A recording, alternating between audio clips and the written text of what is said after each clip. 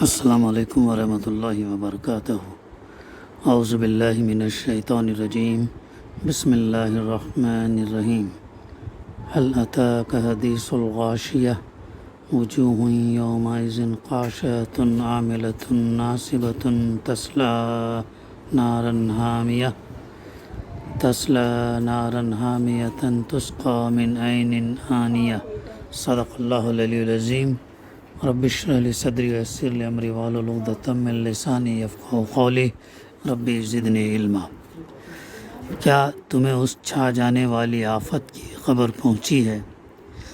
کچھ چہرے اس روز خوفزدہ ہوں گے، سخت مشقت کر رہے ہوں گے، تھکے جاتے ہوں گے، شدید آگ میں جھلس رہے ہوں گے۔ سورہ الغاشیہ کی ابتدائی 5 آیتیں ہیں، جس کی تلاوت اور ترجمانی ابھی ہم نے سماعت فرمائے۔ اس سورت کی تفصیل میں جانے سے پہلے انشاءاللہ ہم اس کا نام، زمان نزول اور موضوع کے متعلق جو ہے مطالعہ کریں گے۔ سب سے پہلے اس کا زمان نزول، اس کا نام جو ہے غاشیہ، پہلی آیت میں جو آیا ہے لفظ، اس سے جو ہے اس سورت کا نام غاشیہ دیا گیا ہے۔ غاشیہ دراصل قیامت کا دوسرا نام بھی ہے، اور وہ چھا جانے والی کیفیت ہوگی۔ قیامت جو ہے ایک دم چھا جانے والی کیفیت، اس سے سورت کا نام الغاشیہ۔ اس کا نزول، اس کا مضمون اس امر پر دلالت کرتا کہ یہ بھی ابتدائی زمانے کی نازل شدہ صورتوں میں سے ہے، مکی ہے، مگر یہ وہ زمانہ تھا جب اللہ کے رسول صلی اللہ علیہ وسلم دعوت عام تبلیغ شروع کر چکے تھے، اور مکے کے لوگ بالعموم اسے سن کر نظر انداز کر رہے تھے۔ یہ وہ دور کی بات ہے، اور یہ صورت انسانوں کو غور و فکر پر ابھارتی ہے، امید اور خوف پیدا کرتی، اور روز حساب ہونے والے عمل حساب کو ذہن انسانی میں مستحضر کرتی ہے۔ وہ قلب انسانی کو 2 عظیم جولاگاہوں میں سیر کراتی ہے: آخرت کا میدان، اس کا وسیع اور عظیم عالم، اور اس کے پرتاثیر مناظر، دوسرے موجودہ کائنات کے وسیع و عریض مناظر جو نظروں کے سامنے عریاں ہیں، اوپن ہے، اور اللہ کی مخلوقات میں جو سب کے سامنے موجود ہیں، اللہ کی پھیلی ہوئی نشانیاں۔ ان 2 وسیع و عریض میدانوں کی سیر کے بعد وہ انہیں آخرت کے محاسبے، اللہ کی حاکمیت اور سطوت، اور سفر زندگی کے خاتمے پر اس کی طرف حتمہ واپس کی یاد دہانی کرتی ہے۔ اس مطلع اور اس افتتاحیہ سے اس سورت کا آغاز ہوتا ہے: کیا تمہیں یعنی غاشیہ قیامت کی خبر پہنچی ہے؟ سوالی انداز میں، جس کا مقصد یہ ہے کہ دل اللہ کی طرف رجوع ہو۔ سورت کائنات میں پھیلی ہوئی آیات کی نشاندہی کرتی، وہ لوگوں کو یاد دلاتی کہ آخرت میں اللہ ان سے حساب لے گا، اور لازماً وہ جزائے سزا سے دوچار ہوں گے۔ اس کے موضوع کو سمجھنے کے لیے یہ بات نگاہ میں رہنی چاہیے کہ ابتدائی زمانے میں رسول اللہ صلی اللہ علیہ وسلم کی دعوت زیادہ تر دو ہی باتیں لوگوں کے ذہن نشین کرنے پر مرکوز تھیں: ایک توحید اور دوسرے آخرت، اور اہل مکہ ان دونوں باتوں کو قبول کرنے سے انکار کر رہے تھے۔ اس لیے پس منظر کو سمجھ لینے کے بعد اب اس صورت کے مضمون اور انداز بیان پر غور کریں گے۔ اس میں سب سے پہلے غفلت میں پڑے ہوئے لوگوں کو چونکانے کے لیے اچانک ان کے سامنے یہ سوال پیش کیا گیا: کیا تمہیں اس وقت کی بھی کچھ خبر ہے جب سارے عالم پر چھا جانے والی ایک آفت نازل ہوگی، یعنی قیامت؟ کیا اس کی تم کو خبر ہے؟ سوال کیا جا رہا ہے۔ اس کے بعد فوراً ہی یہ تفصیل بیان کرنی شروع کر دی گئی کہ اس وقت سارے انسان 2 مختلف گروپس میں تقسیم ہو کر دو مختلف انجام رزلٹس دیکھیں گے، دو گروہوں میں تقسیم ہوں گے، ایک ماننے والے دوسرے انکار کرنے والے، اور دو مختلف ڈیفرنٹ رزلٹ دیکھیں گے، ایک جنت کا اور ایک جہنم کا۔ اور دوسرے وہ جو عالم کا، ایک تو وہ جو جہنم میں جائیں گے، دوسرے جنت میں جائیں گے، اور جو نعمتیں ان کو جنت میں ملیں گی اور اسی مناسبت سے جہنم والوں کو سزا ملیں گی۔ اس طرح لوگوں کو چونکانے کے بعد ایک الخط مضمون تبدیل ہوتا ہے اور سوال کیا جاتا ہے، کیا یہ لوگ جو قرآن کی تعلیم، توحید اور قبر آخرت کو سن کر ناک بھوں چڑھا رہے ہیں، اپنے سامنے کی ان چیزوں کو نہیں دیکھتے جن سے ہر وقت انہیں سابقہ پیش آتا ہے؟ عرب کے صحرا میں جن اونٹوں پر ان کی ساری زندگی کا انحصار ہے۔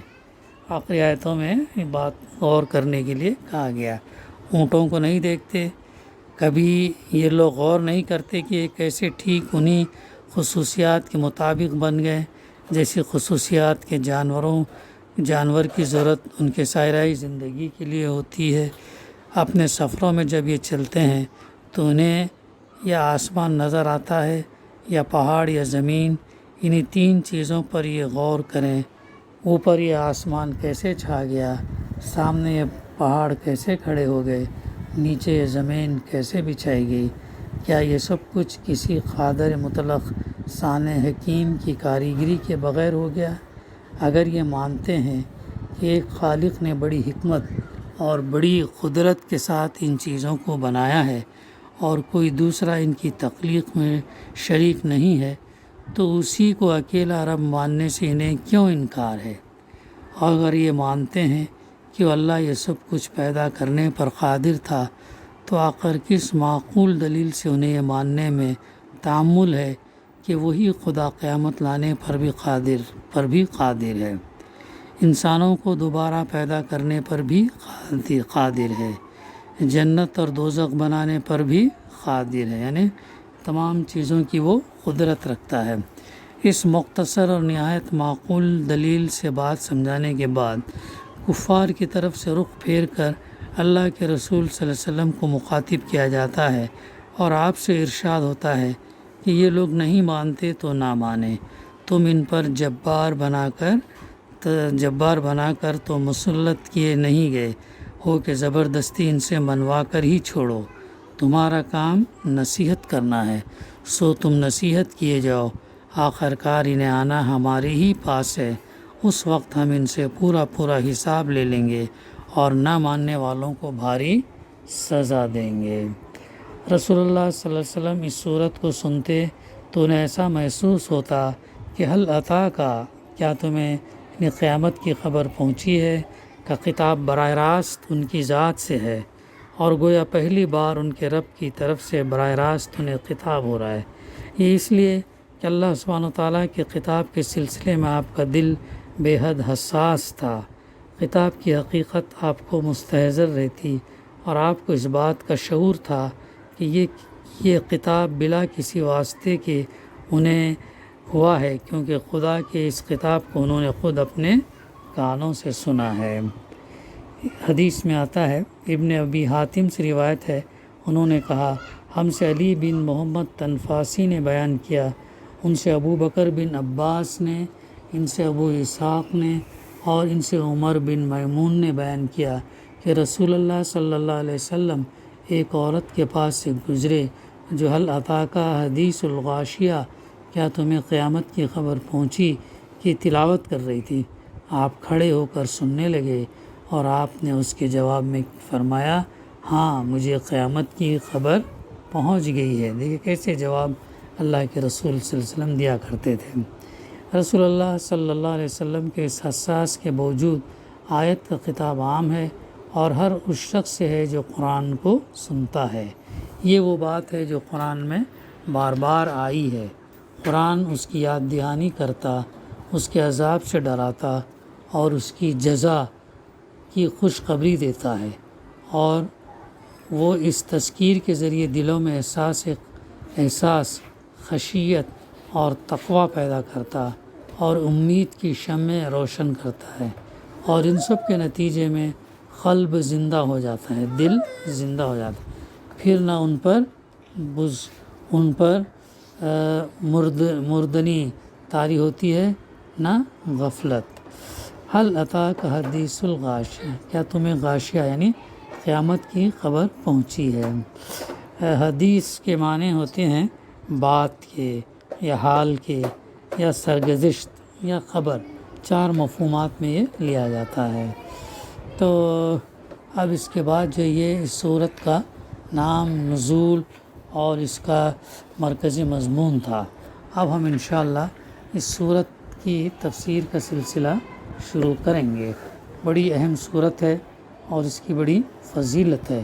اللہ کے رسول صلی اللہ علیہ وسلم سورہ اعلیٰ، جس کا ہم مطالعہ کر چکے ہیں اس سے پہلے، اور سورہ غاشیہ اکثر جمعہ کی نمازوں میں اور عیدین کی نمازوں میں پڑھا کرتے تھے، یہاں تک کہ اگر عید کی نماز جمعہ کے دن بھی آتی تو آپ عید کی نماز میں یہ 2 صورتیں اور جمعہ کی نماز میں ان 2 صورتوں کو تلاوت کرتے تھے، یعنی اس قدر اللہ کے رسول صلی اللہ علیہ وسلم کی اس کی اہمیت تھی۔ اور آج بھی ہم دیکھتے ہیں کہ حرم میں، مسجد حرم مکہ میں، یہ صورتیں آج بھی اکثر جمعے میں پڑھی جاتی ہیں، سورہ اعلیٰ اور سورہ غاشیہ بڑی اہم صورتیں ہیں۔ تو پہلی آیت میں فرمایا گیا، کیا تمہیں حل اتاک حدیث الغاشیہ، کیا تمہیں اس چھا جانے والی آفت کی خبر پہنچی ہے؟ یعنی مراد ہے اس سے قیامت، یعنی وہ آفت جو سارے جہان پر چھا جائے گی۔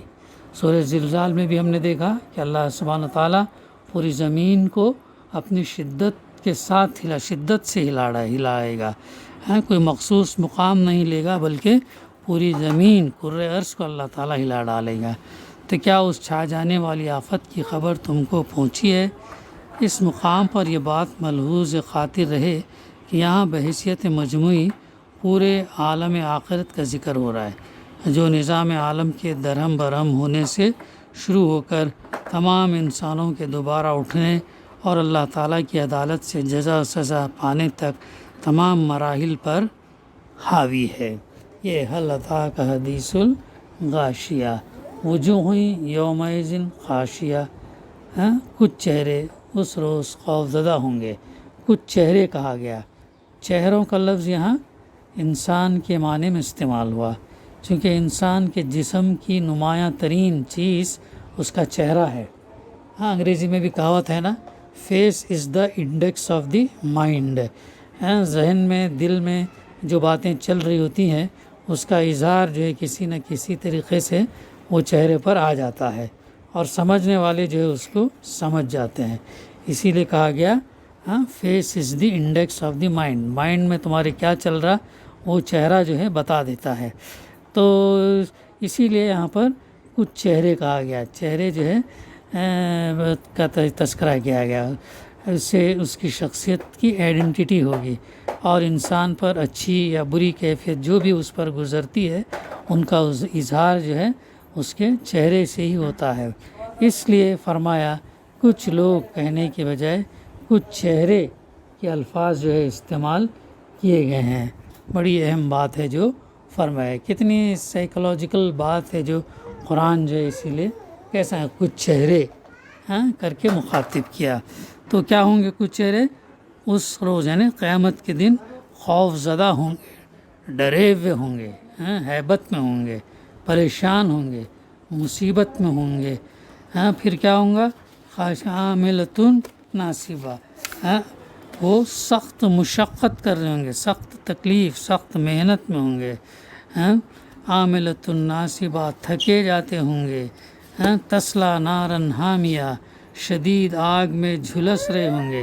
یہاں پر ان دوزخیوں کا تذکرہ کیا گیا، جو لوگ دوزخ میں جانے والے ہیں ان لوگوں کا تذکرہ پہلے کیا گیا، اور اس کے بعد جنت میں جانے والوں کا تذکرہ کیا گیا۔